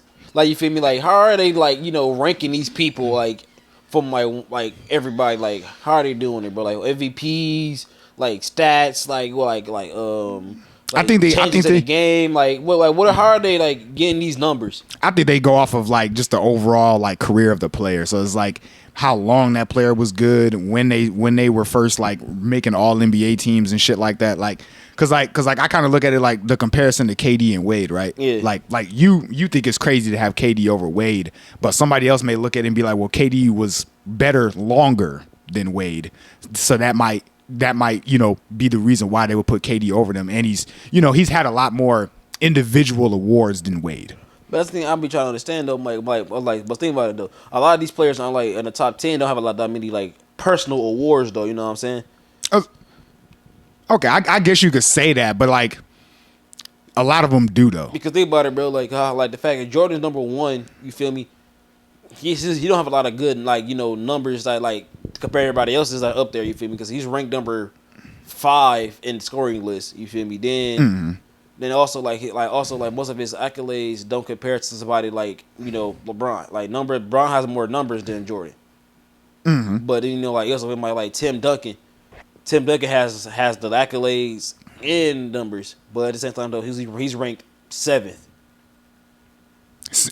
I get what you mean. I just think it's like they go off of like how iconic the player is, probably. But once again, also though, because once again though, like you can't if it's going based off iconicity, then Kobe shouldn't be number 11. He should be way higher than the list because niggas ain't about because you gonna buy icon then Tim Duncan. I love you some Timmy D. You can't say me one nigga said they're like, yeah, bro, I'm gonna give it for Tim Duncan. No, but that was my argument for Wilt not being on there. Like that was literally my argument. And again, it's like Wilt is definitely historic. He's definitely all time. He definitely has some of the craziest stats and stories. But Kobe is the guy that a lot of people model their games after and was copying a lot of the time. So it's like that thin line of like, oh, okay, do you want to just give respect to the legend because he's a legend, or do you want to give respect to the guy that impacted the influence of minds in the game? I mean, how are they ranking this shit? You feel me? Because they have Steph over Kobe. So I'm like, so in what world or like in what regard is Steph over Kobe? Because Kobe has more championships than Steph. Yeah, you feel me? Kobe has more Finals MVPs than Steph. Has more points than Steph. You feel me? Has more all NBA selections than Steph, but somehow Steph is above Kobe. That's really my question, bro. I'm asking like, how are they judging this? My issue, you already know, my issue wasn't even recency bias. I think Kobe should be over Steph. But my issue wasn't even that Steph was in the top 10. My issue still with Shaq. I look at it as recency bias. I just think it's crazy. Like, if you're gonna throw Shaq in the top 10, bro, I just think you should add Kobe in there too. Because once again, like you said, bro, like how good they were good. Because like Shaq dominant years was early, but his bad years were bad years. Yeah, and it's like at the end of the day, like the debate between who needed more between him and Kobe. Kobe won that argument. Like he won that debate because he ended up getting more chips after they broke up. So I think that just warrants him to be, at least higher on the all-time top 10 list than Shaq. That's just my opinion, though. All right. Well, speaking of Shaq, I actually want to bring up something about Shaq. Did y'all see what he said about Rudy Gobert? Basically, talking about he hate Rudy. He said, "I fucking hate Rudy Gobert." He stayed beefing with the modern centers. Dude. He said, "I fucking hate Rudy Gobert. That motherfucker make $250 million and he don't deserve it. As the president of the Big Man Alliance, you making big money, play like a big man. If Rudy Gobert gets to the Hall of Fame, I'll wear a dress to the ceremony." First of all, why do you want to wear a dress? But that motherfucker is he said he a president of the Big Man Alliance. He must be the president of fucking haters too, because that boy be hating, dog. I strive to be like you, Shaq. Bro, it's like real hater, nigga. Because when he hate, bro, he be unwarranted, bro. Nobody asks, bro. Like, nobody asks Shaq his opinion. He be going in, bro. Like, that man really went out there and said, bro, like, we're talking about Meg Thee Stallion and Clay Thompson. I'm like, yeah, I don't think they'll last.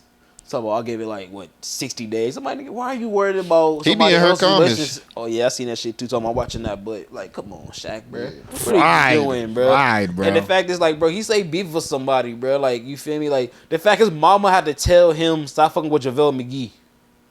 Yeah, I know that's what I'm saying, bro. He's always fucking with the centers, bro. Like, I don't know, like talking about I'm the president of the Big Man Society, bro. Who the fuck named you that? You the only nigga that I heard call yourself that, bro. I said self-proclaimed. Like what the fuck? No other center has no issues with any other centers but you. Yeah. Hey man, he keeping hating alive. You can't be mad at him. Yeah, man. That nigga Gobert just out here just collecting his checks, bro. He ain't trying to bother nobody. You need to learn something from Shaq. I do. I'm weak. That's where I get. That's where I get. Anthony Association. That's where I get most of my hating stuff from. I said no, bro. Like I feel like you ain't hating enough for me. I'm weak. Like you feel me? Von hate more than you. I do be hating. I didn't hate on anything, honestly. But the fact is though, he hate on light skins. All right. The fact you hate your own people is crazy. Hey man, sometimes niggas say your own people. Because bro, I never been a light skin who hate other light skins. Bro. Hey. So I don't know if y'all got any more topics, but I do want to bring this up before we end here. Did y'all? Kyrie been on lives and stuff, his little lives and stuff, talking about the Nets, his time with the Nets and stuff. You know, he said that he actually requested to be released when the Nets suspended him for not giving the COVID shot. But he said basically, you know, they obviously not going to release him. He's Kyrie and stuff like that. But he requested to be released. On top of that, he says he was just telling James Harden, like, hey, we about to be out here winning championships. And then the next day he asked for a trade. And he said it shocked him, but he understood, though. And then he basically said, Kyrie said he never spent time with the Nets front office despite him signing a max deal with them. Brooklyn wasn't fucking with me like that, and the Nets didn't want me. They wanted Kevin Durant.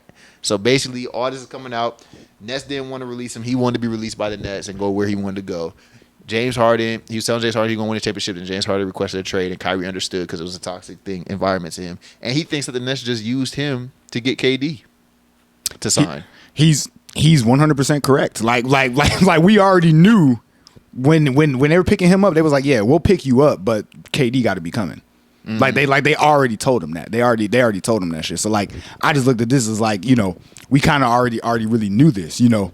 But yeah, they used him. It sounded like KD was on board with the Steve Nash thing, and Kyrie wasn't.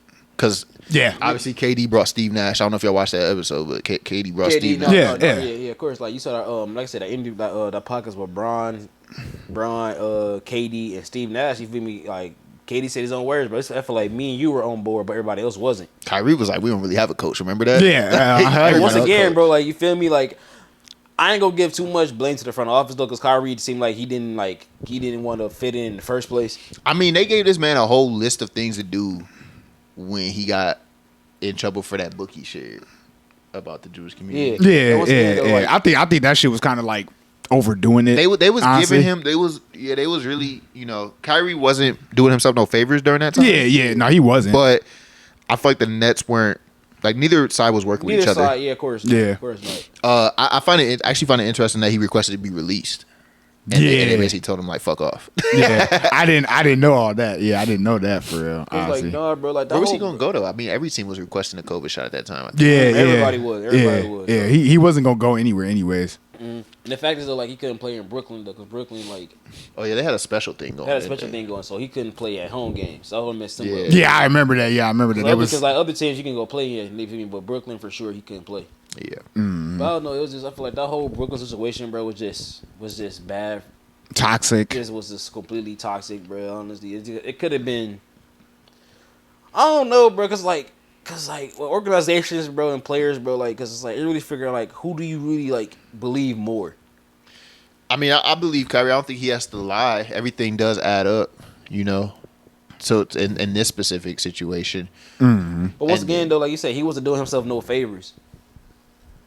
Yeah, because it's like him taking the stance to not take the shot is kind of like what threw a lot of stuff into turmoil. But I would say that the Brooklyn Nets didn't do them any favor by just letting people just say, "Hey, I'm gonna bring in this coach. I'm gonna do this. I'm gonna miss these amount of games." Like they mismanaged the situation, but then again, it was like the players didn't really like fully buy in and cooperate in a positive way. You know, like y'all brought it up earlier, like.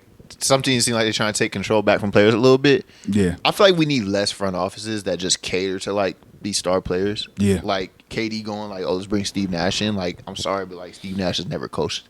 Yeah, and it's in like... the NBA. So, like, I think we need more owners like Pat Riley, like Brad Stevens on the Celtics, like Sam Presti that they are making the decisions because they're the smart ones in the room. That's their fucking job. I don't want KD and Bron and you niggas coming up to me. I know you have that. Cool. Do that shit on the court. Yeah. You came here for me to make the decisions. You put your trust in me. Yeah. That's the type of GM I would be. I'm open to listening to you, but don't tell me it's Steve Nash or nothing. Not saying KD said that, but I'm just saying I would if I'm that, I'm like, I don't want to hear that. If I don't hire him, I don't need you mad because you know what I mean? Kyrie ain't rocking with it, and for us to win, we need the team to be gelling. But since you can't say that though, bro. Once again, Kyrie went up and said we don't need a head coach. That's just like, bro, that's just not cool to say. Like, bro, what?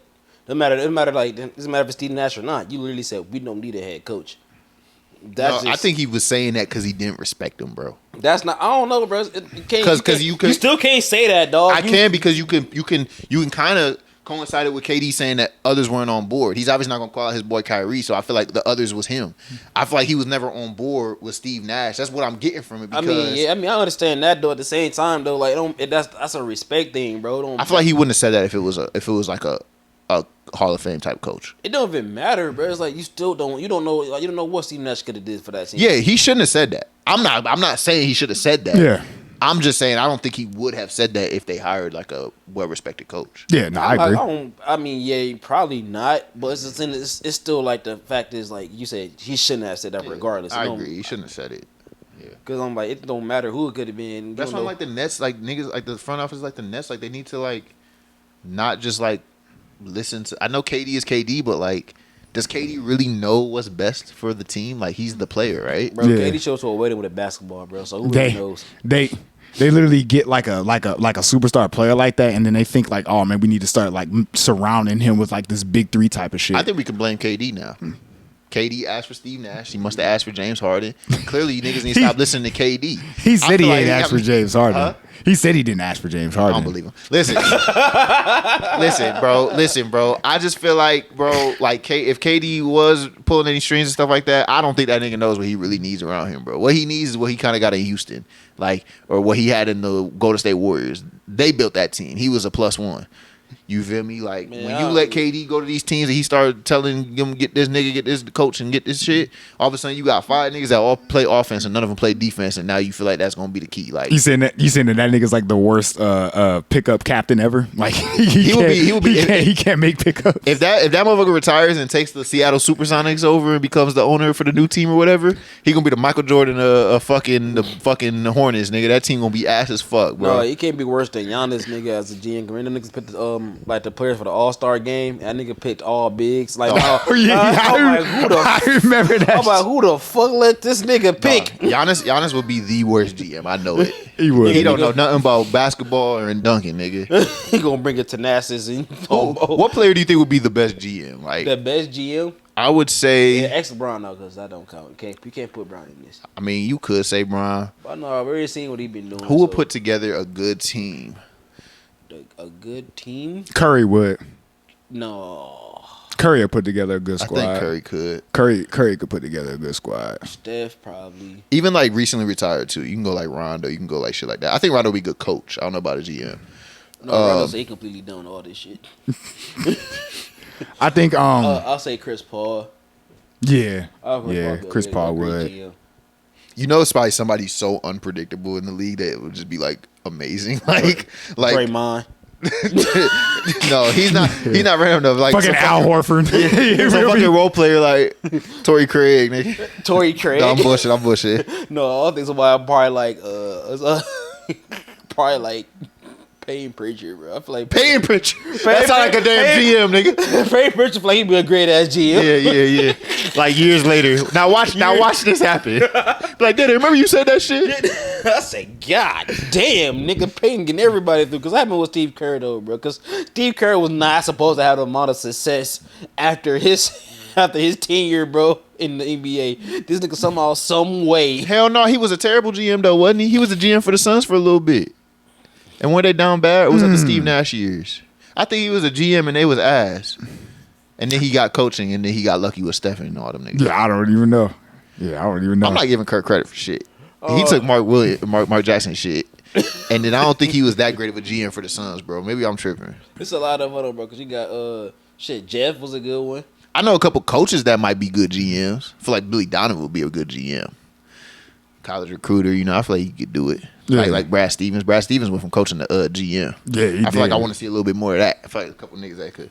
You know, I feel like Doc Rivers need to give it up. He might as well just go up in the front office. That nigga don't know how to put together no squad. He with Phil Jackson. Yeah, bro. Yo, Phil Jackson was a great coach, but man, that boy was ass He on was the terrible. he was shit. He was shit for the Knicks. I feel like bro. D'Antoni be a good Frank ass. needed Bro. Keena. Yeah, bro. He drafted him, bro. Like, why you draft a nigga named Frank nigga Lena, bro? Like, what the Lena?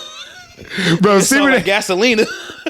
It's like Vito Gasolina, Vito Gasolina. Oh my god. that nigga Stephen A. used to be crashing out on first take over that nigga Phil Jackson, bro. Knicks fans don't even claim that motherfucker. Bro, You can't claim Phil Jackson. I remember They when he don't was claim like, Stephen A. Smith. what did he Oh say? God, they don't. What did he say when he signed Lamar Odom? He was like, his first move was to sign Lamar Odom, who was on crack. he's like, who was on crack? And then Max Kellerman was like, No, Bro, Max used to be having me dead, bro. Because Max be sitting there like, he be sitting there just Yeah. looking at him like, bro, why is he saying this? bro.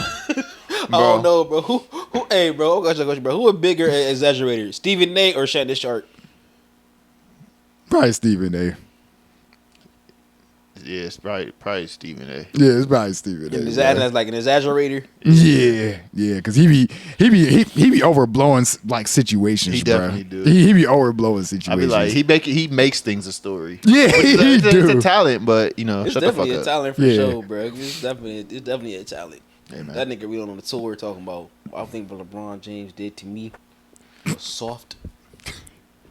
Yeah, I feel like he didn't come to me like he came to me as a father. Oh my god. Nigga so dramatic. It's like, bro, he started off slow. He's getting like he just roused up later on. Yeah. Like a slow burn, nigga. You know he gonna get loud at some So, point. no, like, He's just look, waiting he for said, it. "Don't talk to me. Bro, he I'm used not in the mood." he used to be crashing out about the Wizards and John Wall so much, bro. That used to have me weak, bro.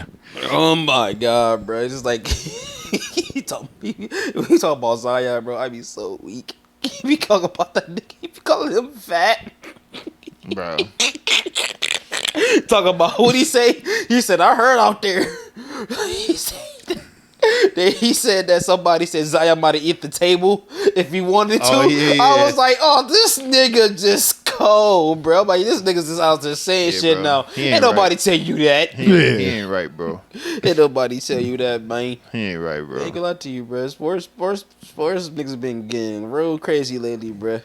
Especially nigga, I saw Cam Newton getting into with Gilly the kid. I'm like, what the fuck is this? Oh wow. Yeah, bro. But y'all got anything else to add, man? Nah. About to get up out of here. No? No.